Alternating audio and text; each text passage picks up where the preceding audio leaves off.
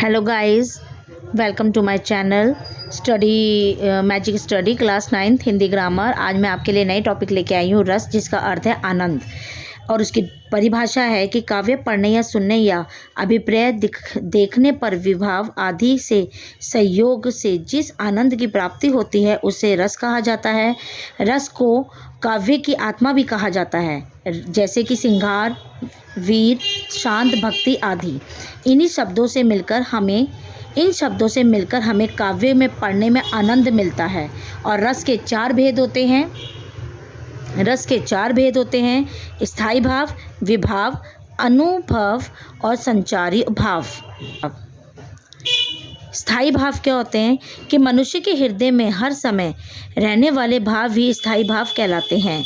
ये निद्रा अवस्था में रहते हैं, किंतु उचित अवसर पर स्वयं जागृत व उदित हो जाते हैं। और विकास और विभाव, अनुभव तथा संचारी भावों द्वारा पुष्ट होकर किस रस विशेष में परिकृत हो जाते हैं, जैसे कि रति, उत्साह, भय, शौक आदि। तो ये सारे जो शब्द हैं, रति, उत्साह, भय, शौक आदि, इन सब का जो स्थायी भाव हो, इन सबको ही स्थायी भाव कहते हैं। विभाव, जिसके कारण स्थायी भाव उद्दीप्त होते हैं, उसे विभाव कहते हैं। जैसे सिंह को देखकर यदि हृदय में भय का स्थायी भाव उद्दीप्त होता है तो सिंह विभाव हुआ।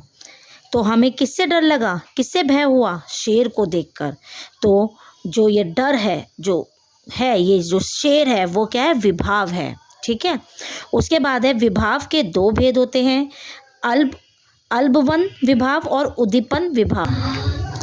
अब इसी के बाद हम आगे पढ़ते हैं कि अल्पवन विभाव होता क्या है। कि जिस व्यक्ति अथवा वस्तु के कारण किसी व्यक्ति में कोई भाव जागृत होता है तो उस व्यक्ति अथवा वस्तु को उस भाव का अलंबवन विभाव कहते हैं। जैसे कि भय, हमने पहले भी पढ़ा है कि जब भय होता है तो उसे विभाव कहा जाता है। ठीक है। तो उद्दीपन विभाव क्या होता है कि व्यक्ति के हृदय में जागृत स्थायी भावों के अधिक उद्दीप्त तथा तीव्र करने वाला भाव उद्दीपन विभाव कहलाता है। जैसे सांप की फुंकार, अगर हम कहीं हम बैठे हैं और हमें अगर जरा सा साउंड भी सुनाई देता है फुंकार का, तो हमें एकदम ही पता लग जाता है कि भैया हमारे आसपास सांप है, तो हमें डर लगना शुरू हो जाता है। अब है अनुभव। मानव मन में स्थायी भाव के जागृत होने पर कुछ शारीरिक चेतनाएं भी उत्पन्न होती है, जैसे कि अनुभव कहा जाता है। जैसे सांप को देखकर व्यक्ति चिल्लाने या भागने लगा, तो चिल्लाने या जो हम भाग रहे हैं वो क्या है? हमारा चेतना है कि हमारा जो है, हमें यहाँ से भागना चाहिए। हमारे माइंड में पहले ये थॉट आ जाता है, तो उसे क्या कहते हैं? एक अनुभव कहते हैं। संचारी भाव क्या होता है कि आश्रय के मन में उत्पन्न होने वाले अस्थायी मानवों विकारों को संचारी भाव कहते हैं।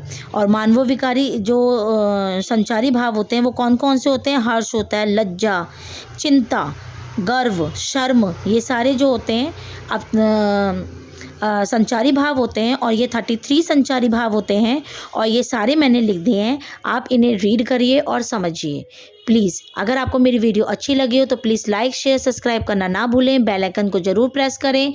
Thank you for watching.